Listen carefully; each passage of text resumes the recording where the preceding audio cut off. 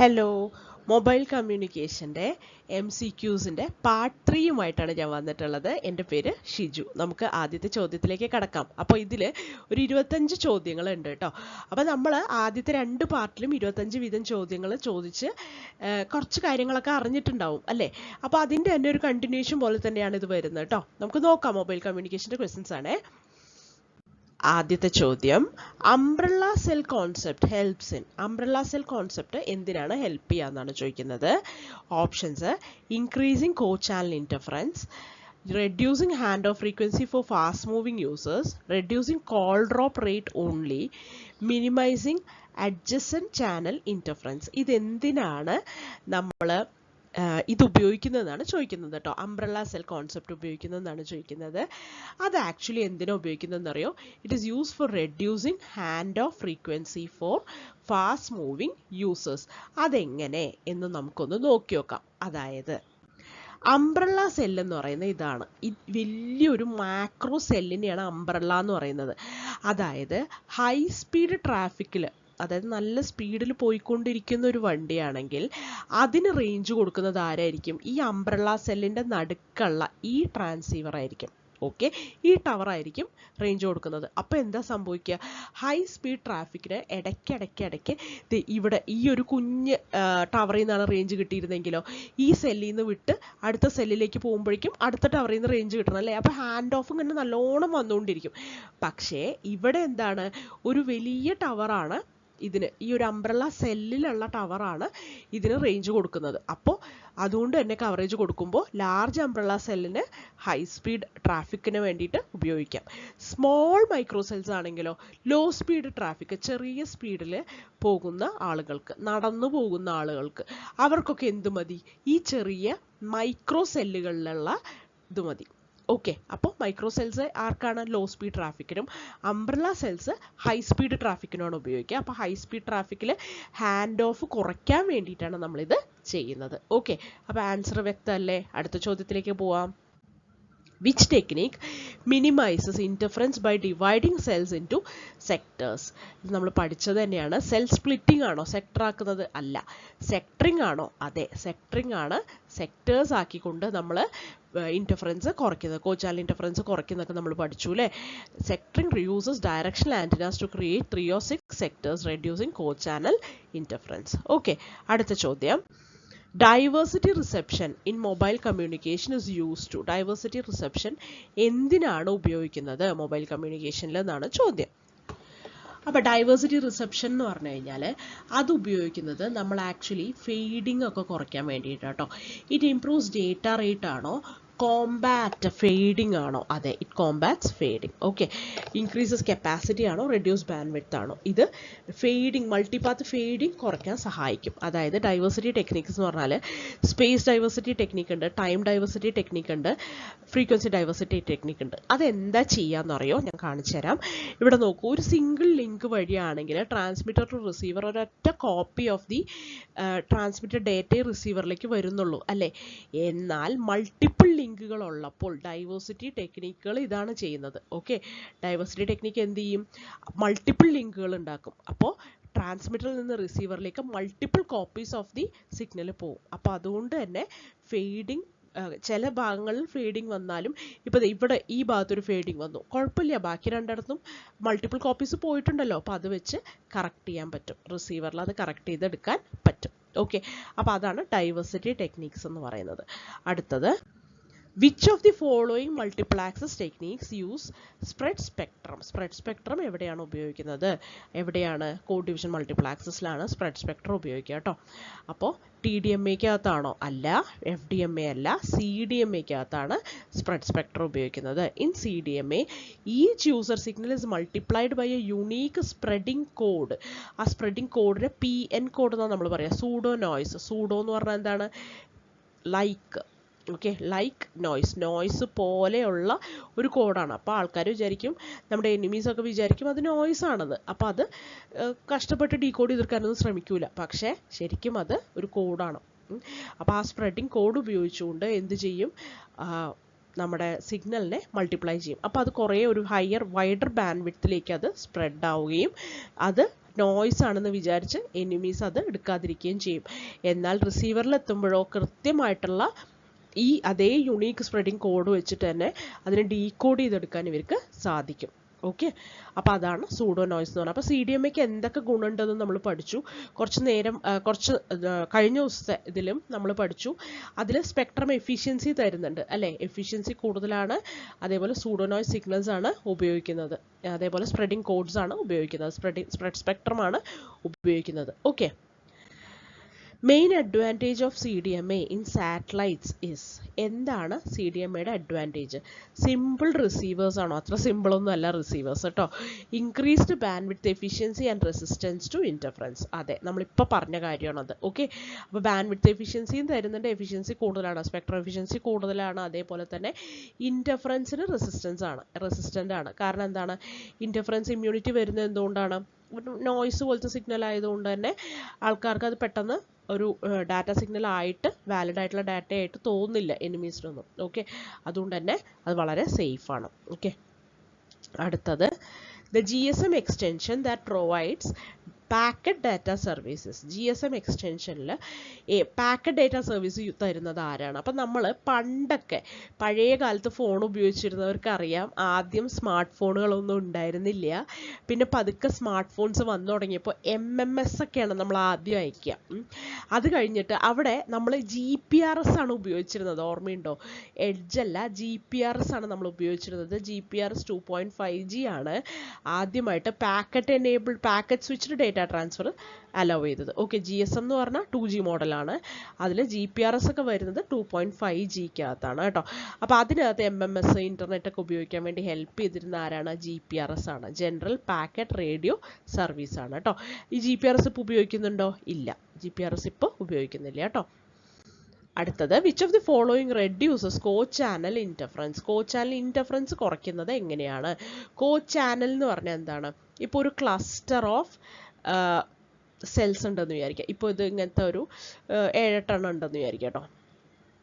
ഇതിപ്പോൾ ഒരു 7 എണ്ണം ഇങ്ങനെ ഇവിടെ ഇതിങ്ങനെ ചുറ്റും കുറേ സെൽസ് ഉണ്ടെന്ന് വിചാരിക്കുക. അപ്പോൾ ഇതിനകത്ത് ഇവിടെ നമുക്കറിയാം ഈ A എന്ന് പറയുന്നത് ഒരു പ്രത്യേക ഫ്രീക്വൻസി ആയിരിക്കും ഉപയോഗിക്കുന്നത്. അതിൻ്റെ ചുറ്റുമുള്ളതൊന്നും അതേ ഫ്രീക്വൻസി ഉപയോഗിക്കത്തില്ല. അതേപോലെ ഇതിൻ്റെ പുറത്തേക്ക് കടന്നിട്ട് ഇവിടെ ഒരു A ഉണ്ടാവും. ഓക്കെ, ആ A ആണ് പിന്നെ ഈ സെയിം ഫ്രീക്വൻസി യൂസ് ചെയ്യുക. അപ്പോൾ ഇവർ തമ്മിലുള്ള ഇൻ്റർഫറൻസിനാണ് ഈ കോ ചാനൽ ഇൻ്റർഫറൻസ് എന്ന് പറയുന്നത്. ഓക്കെ, ഒരേ ഫ്രീക്വൻസി റീയൂസ് ചെയ്യുന്ന സെല്ലുകൾക്ക് ഇടയിലാണ് കോ ചാനൽ ഇൻ്റർഫറൻസ് ഉണ്ടാവുക. അപ്പോൾ ഇവർ തമ്മിൽ ഇൻ്റർഫറൻസ് കുറയ്ക്കാൻ നമ്മൾ എന്ത് ചെയ്താൽ മതി? ഈ എയും ഈ എയും വളരെ ദൂരത്തിലാണെങ്കിൽ അവർ ഇൻ്റർഫിയർ ചെയ്യോ? ഇല്ല. ഓക്കെ, അപ്പോൾ ദൂരം കൂട്ടിയാൽ പോരെ? ഓക്കെ, അതാണ് അതിൻ്റെ ഉത്തരം കേട്ടോ. അപ്പോൾ ഇൻക്രീസിങ് സെൽ റേഡിയസ് ആണോ? സെല്ലിൻ്റെ റേഡിയസ് കൂട്ടിയിട്ട് കാര്യമില്ല. ഡിക്രീസിങ് ക്ലസ്റ്റർ സൈസ് ആണോ? ക്ലസ്റ്ററിൻ്റെ സൈസ് എന്ന് പറഞ്ഞു കഴിഞ്ഞാൽ ഒരു complete number of cells in A cluster ആണ് ക്ലസ്റ്റർ സൈസ് എന്ന് പറയുന്നത്. അപ്പോൾ മൊത്തം ക്ലസ്റ്ററിൽ ഒരു 7 സെൽ ഉണ്ടെങ്കിൽ ആ 7ൻ്റെ സൈസ് കുറച്ചിട്ട് കാര്യമില്ല. ആൻറ്റിന ഹൈറ്റ് കൂട്ടിയിട്ട് കാര്യമുണ്ടോ? ഇല്ല. ഇൻക്രീസിങ് കോ ചാനൽ ഡിസ്റ്റൻസ്, അങ്ങനെയാണ് നമുക്ക് എന്ത് ചെയ്യാൻ പറ്റുക? കോ ചാനലിൻ്റെ ഡിസ്റ്റൻസ്, കോ ചാനലുകൾ തമ്മിലുള്ള ഡിസ്റ്റൻസ് കൂട്ടിയാൽ എന്ത് സംഭവിക്കും? ഇൻ്റർഫറൻസ് കുറയും കേട്ടോ. Greater spacing between co channel cells reduces interference improving the signal quality. അടുത്തത്, power control in cellular systems is mainly due to. Power control എന്ന് പറഞ്ഞു കഴിഞ്ഞാൽ എങ്ങനെയാണ് മെയിൻലി യൂസ് ടു, എന്തിനാണ് പവർ കൺട്രോൾ യൂസ് ചെയ്യുന്നത്? It saves battery and reduces interference. അത് ശരിയാണ്. Okay, അപ്പോൾ ബാറ്ററി സേവ് ചെയ്ത് ഇൻ്റർഫറൻസ് റെഡ്യൂസ് ചെയ്യാനാണ് നമ്മൾ പവർ കൺട്രോൾ യൂസ് ചെയ്യുന്നത്. It increases user data rate അല്ല, സിങ്ക്രണൈസ് ടൈം സ്ലോട്ട് അല്ല, സപ്പോർട്ട് ഹാൻഡ് ഓഫും അല്ല. പവർ കൺട്രോൾ എന്ന് പറഞ്ഞാൽ എന്താണ്? Adaptive power control ensures mobiles transmit at the minimum required power, conserving battery and limiting interference. Okay, battery save ചെയ്യാൻ വേണ്ടിയിട്ടൊക്കെയാണ് power control എന്ന് പറയുന്നത് നമ്മൾ യൂസ് ചെയ്യുന്നത് കേട്ടോ. അടുത്തത്, frequency reuse in satellite systems is often achieved by. ഈ satellite സിസ്റ്റത്തിൽ frequency reuse എങ്ങനെയാണ് ചെയ്യാൻ പറ്റുക? യൂസിങ് ഡയറക്ഷണൽ സ്പോട്ട് ബീംസ്, അതാണ് ഉത്തരം. ഇൻക്രീസിങ് ട്രാൻസ്പോണ്ടർ ഗെയിൻ അല്ല, using high gain omni directional antennas അല്ല, ലോവറിങ് ഓൾട്ടിറ്റ്യൂഡും അല്ല. ഓക്കെ, സ്പോട്ട് ബീംസ് യൂസ് ചെയ്തിട്ടാണ്. അതെങ്ങനെയാണ്? Spot beams it allows different geographic regions to reuse the same frequencies without mutual interference. Okay, mutual interference ഇല്ലാതെ spot ബീമുകളാണെങ്കിൽ നമുക്ക് different geographic റീജിയൻസിൽ same frequency reuse ചെയ്യാൻ പറ്റും. ഓക്കെ, അടുത്ത ചോദ്യം, the main purpose of multiple access techniques in mobile communication is. എന്തിനാണ് ഈ multiple access ടെക്നീക്കുകൾ ഉപയോഗിക്കുന്നത്? ഓക്കെ, മൾട്ടിപ്പിൾ ആക്സസ് എന്ന് പറഞ്ഞാൽ എന്താ? മൾട്ടിപ്പിൾ യൂസേഴ്സിനെ ആക്സസ് ചെയ്യാൻ പറ്റും. അതിനുവേണ്ടി തന്നെയാണ് മൾട്ടിപ്പിൾ ആക്സസ് ടെക്നിക്കുകൾ ഉപയോഗിക്കുന്നത് കേട്ടോ. ടു ഇൻക്രീസ് ട്രാൻസ്മിഷൻ പവർ ആണോ? അല്ല.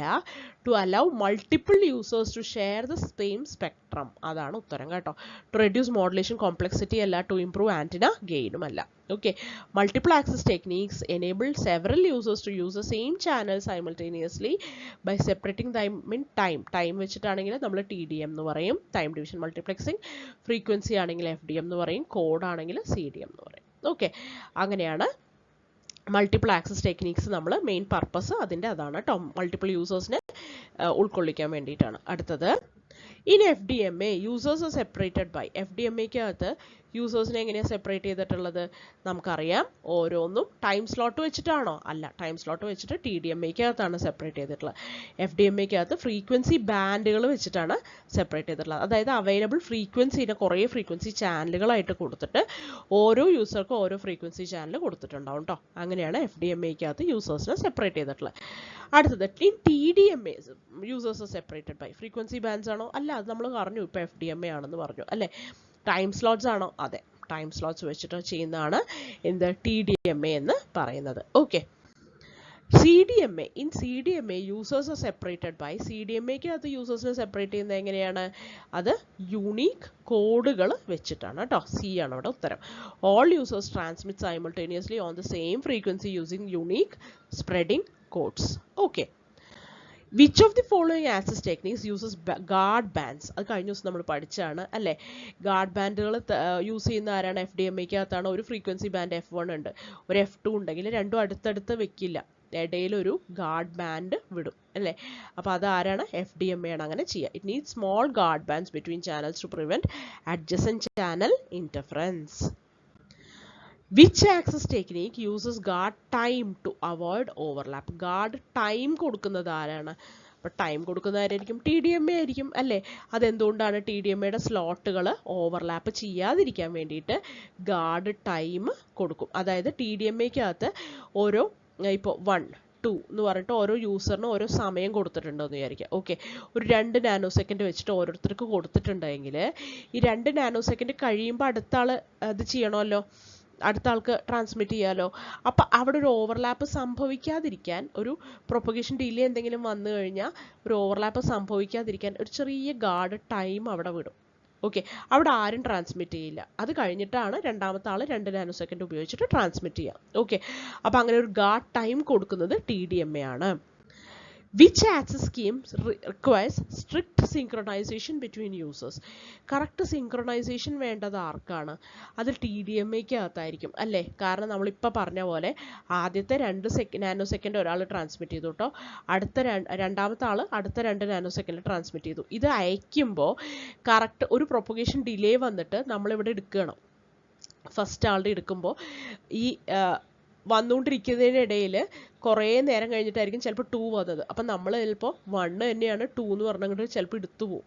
ഓക്കെ, അപ്പം അങ്ങനെയൊന്നും വരാൻ പറ്റില്ല. കാരണം ഒന്നാമത്തെ കറക്റ്റ് ഇവിടെ ഒരു സിങ്ക്രണൈസേഷൻ പൾസ് വെച്ചിട്ടാണ് നമ്മൾ ഇത് പ്രിസൈസായിട്ട് സിങ്ക്രണൈസ് ചെയ്താലേ നമുക്ക് ഓവർലാപ്പ് ഇല്ലാതെ എടുക്കാൻ പറ്റുള്ളൂ TDMA. ഓക്കെ, അപ്പോൾ TDMAക്കകത്ത് എന്താണ്? Users share time slots.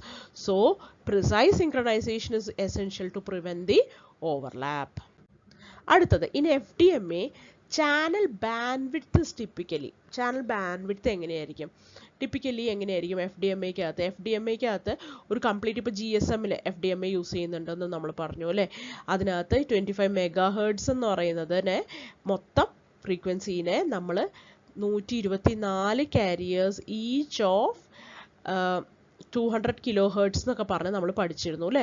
അപ്പോൾ ഇങ്ങനെ ഒന്ന് ആലോചിച്ച് നോക്കിയേ, 25 MHz ശരിക്കും അവിടെ കപ്പാസിറ്റി ഉണ്ട്, പക്ഷേ ഓരോ കാരിയറിനും 200 kHz കപ്പാസിറ്റി ഉള്ളൂ. അപ്പോൾ ഓരോന്നും നാരോ ഫ്രീക്വൻസി ബാൻഡ് അല്ലേ. ഓക്കെ, അപ്പോൾ channel bandwidth is typically narrow. അവിടെ അതാണ് ഉത്തരം. Each user occupies a narrow frequency band continuously during the call. Okay, the major disadvantage of FDMA is high latency. ലേറ്റൻസിയുടെ പ്രശ്നം അങ്ങനെ വരുന്നില്ല. Low efficiency due to unused spectrum. അങ്ങനെ ഒരു പ്രശ്നമുണ്ട് അവിടെ. കാരണം ഗാർഡ് ബാൻഡുകൾക്കൊക്കെ നമ്മൾ വെറുതെ കുറേ സ്പേസ് കൊടുക്കുന്നുണ്ടല്ലോ, കുറേ ഫ്രീക്വൻസി ഗാർഡ് ബാൻഡ് എന്ന് പറഞ്ഞ് വിടണമല്ലോ.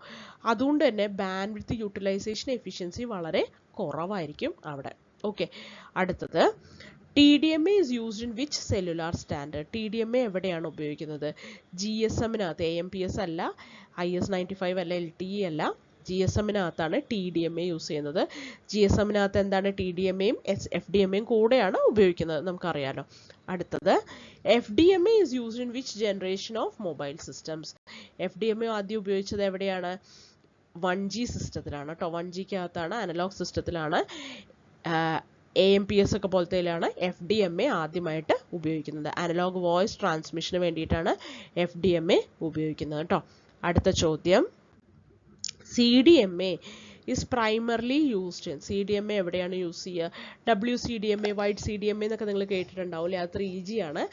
IS-95-ലും 3G സിസ്റ്റത്തിലുമാണ് CDMA ഉപയോഗിക്കുക കേട്ടോ. GSM-നകത്ത് നമ്മളറിയാം TDMA-യും FDMA-യും കൂടെയാണ് ഉപയോഗിക്കുക കേട്ടോ. അടുത്ത ചോദ്യം, the processing gain in CDMA depends on. processing gain എന്താണ് CDMA-യുടെ?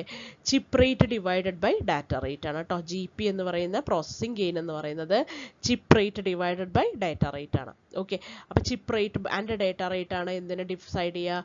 പ്രോസസ്സിംഗ് ഗെയിൻ ഇൻ CDMA-നെ ഡിസൈഡ് ചെയ്യുക. ഓക്കെ, അടുത്ത ചോദ്യം, in CDMA cross correlation between user codes should be. അപ്പോൾ രണ്ട് യൂസർ കോഡുകൾ തമ്മിൽ cross correlation, relation between the two വളരെ ലോ ആയിരിക്കണം. ഇതിനൊരു PN സീക്വൻസ് 1ഉം ഇതിനൊരു PN സീക്വൻസ് 2 എന്ന് പറഞ്ഞിട്ട് രണ്ട് സ്പ്രെഡ് കോഡുകൾ ഉപയോഗിച്ചിട്ട്, സ്പ്രെഡ് സ്പെക്ട്രം കോഡ്സ് യൂസ് ചെയ്തിട്ട് നമ്മൾ രണ്ട് ഡാറ്റേനെ ഇത് ചെയ്തു എന്ന് വിചാരിക്കുക. യൂസർ 1ൻ്റെ ഡാറ്റേനെ മൾട്ടിപ്ലൈ ചെയ്തു, ഇവിടെ യൂസർ 2ൻ്റെ ഡാറ്റേനെ മൾട്ടിപ്ലൈ ചെയ്തു. അപ്പോൾ നമുക്കിവിടെ കിട്ടാൻ പോകുന്ന ഈ കോഡുകൾ ഉണ്ടല്ലോ, ഇവർ തമ്മിലുള്ള റിലേഷൻ വളരെ ലോ ആയിരിക്കണം. കാരണം യൂസർ 1 അയക്കുന്ന സാധനം റിസീവർ 1-നാണ് കിട്ടേണ്ടത് എങ്കിൽ അത് റിസീവർ 1-ന് തന്നെ കിട്ടണം. ഓക്കെ, അപ്പോൾ അയാളുടെ PN1 ഉപയോഗിച്ചുകൊണ്ട് അയാൾക്ക് റിസീവർ 1-ന് ഈ യൂസർ 1ൻ്റെ ഡാറ്റ കിട്ടണം. ഓക്കെ, അല്ലാതെ ഇയാൾ ഈ ഇവിടുത്തെ PN2 ഉപയോഗിച്ചുകൊണ്ട് PN1-ൻ്റെ ഡാറ്റ കിട്ടുക എന്ന് പറഞ്ഞു കഴിഞ്ഞാൽ എന്താ? അത് ശരിയാവില്ല. അങ്ങനെയല്ല നമുക്കത് വർക്ക് ചെയ്യേണ്ടത്. ഓക്കെ, അപ്പോൾ PN1 ഉപയോഗിച്ചുകൊണ്ട് യൂസർ 1ൻ്റെ ഡാറ്റ തന്നെ കിട്ടണം. അതിന് വേണ്ടിയിട്ട് PN1-ഉം PN2-ഉം തമ്മിൽ വലിയ ബന്ധമൊന്നും ഉണ്ടാവാൻ പാടില്ല. അതായത് അവർ തമ്മിലുള്ള ക്രോസ് കോറിലേഷൻ വളരെ കുറവായിരിക്കണം, 0 അല്ലെങ്കിൽ ലോ ആയിരിക്കണം കേട്ടോ. അപ്പോൾ it should be 0 or very low. Low cross correlation ensures users can be separated even when transmitting simultaneously. Okay, അടുത്ത ചോദ്യം, the near far problem is associated with. near far problem എവിടെയാണ് പ്രശ്നം വരിക? CDMA-ക്കകത്താണ് പ്രശ്നം വരിക കേട്ടോ. if one user transmits with higher power, it may drown out weaker users. power control is essential in CDMA to solve this. അപ്പോൾ CDMA-ക്ക് കുറേ പ്രശ്നങ്ങളും ഉണ്ട്, പവർ കൺട്രോളൊക്കെ ആവശ്യമുണ്ട് നിയർ ഫാർ പ്രോബ്ലം ഒക്കെ ഉള്ളതുകൊണ്ട് കേട്ടോ. അടുത്ത ചോദ്യം, ലാസ്റ്റ് ക്വസ്റ്റ്യൻ ആണ്. In TDMA increasing the number of time slots per frame. Okay, ഒരു ഫ്രെയിമിനകത്ത് ടൈം സ്ലോട്ട് കൂട്ടിക്കഴിഞ്ഞാൽ എന്ത് സംഭവിക്കും? It increases the bandwidth. ബാൻഡ് വിഡ്ത്തുമായിട്ട് ബന്ധമില്ല. It reduces user data rate per slot. Okay, ഒരു യൂസറുടെ ഡാറ്റ റേറ്റ് കുറയ്ക്കും അല്ലേ? നോക്കൂ, ഒരു ഫ്രെയിം ഉണ്ട്, ഒരു 1 മില്ലി സെക്കൻഡിൻ്റെ ഫ്രെയിം ഉണ്ടെന്ന് വിചാരിക്കും. 1 മില്ലി സെക്കൻഡിൻ്റെ ഫ്രെയിമിനെ നമ്മളിപ്പോൾ ആദ്യം ഒരു 1 2 3 4 5 എണ്ണം ഉണ്ടായിരുന്നു എന്ന് വിചാരിക്കുക. 5 എണ്ണം ഉണ്ടായിരുന്നു. അപ്പോൾ ഓരോരുത്തർക്ക് നമുക്ക് എത്ര വെച്ച് കൊടുക്കാൻ പറ്റുമായിരുന്നു? 1 ഡിവൈഡഡ് ബൈ 5 എന്ന് പറഞ്ഞു കഴിഞ്ഞാൽ 0.2 വെച്ചിട്ട് 0.2 മില്ലി സെക്കൻഡ് വെച്ചിട്ട് കൊടുക്കാൻ പറ്റുമായിരുന്നു അല്ലേ? ഓരോരുത്തർക്ക് 0.2 മില്ലി സെക്കൻഡ് സമയം കൊടുക്കാൻ പറ്റുമായിരുന്നു ഡാറ്റ ട്രാൻസ്മിറ്റ് ചെയ്യാൻ വേണ്ടിയിട്ട്. ഈ 5 ഡാറ്റ സ്ലോട്ട്സ് എന്നുള്ളത് നമ്മളൊരു 10 ആക്കി എന്ന് വിചാരിക്കുക. അപ്പോൾ ഓരോരുത്തർക്ക് 0.1 മില്ലി സെക്കൻഡ് കൊണ്ടേ ട്രാൻസ്മിറ്റ് ചെയ്യണം. അപ്പോൾ 0.1 മില്ലി സെക്കൻഡ് കൊണ്ട് അത്രയും കുറവ് ഡാറ്റയല്ലേ ട്രാൻസ്മിറ്റ് ചെയ്യാൻ പറ്റുള്ളൂ. അതായത് ഡാറ്റ റേറ്റ് അത്രയും കുറഞ്ഞില്ലേ? അപ്പോൾ it reduces user data rate per സ്ലോട്ടാണ് അവിടെ സംഭവിക്കുന്നത്. അപ്പോൾ ഇത്രയാണ് 25 ചോദ്യങ്ങൾ നമ്മൾ ഇന്ന് നോക്കിയത്. എല്ലാവർക്കും എല്ലാം മനസ്സിലായി എന്ന് വിശ്വസിക്കുന്നു. നമുക്ക് അടുത്തൊരു 25 ചോദ്യങ്ങളും കൂടി ഉണ്ട് ഈ മൊബൈൽ കമ്മ്യൂണിക്കേഷനായിട്ട് ബന്ധപ്പെട്ടിട്ട്. നമുക്ക് അതുമായിട്ട് അടുത്ത ദിവസം കാണാം കേട്ടോ. അപ്പോൾ താങ്ക് യു.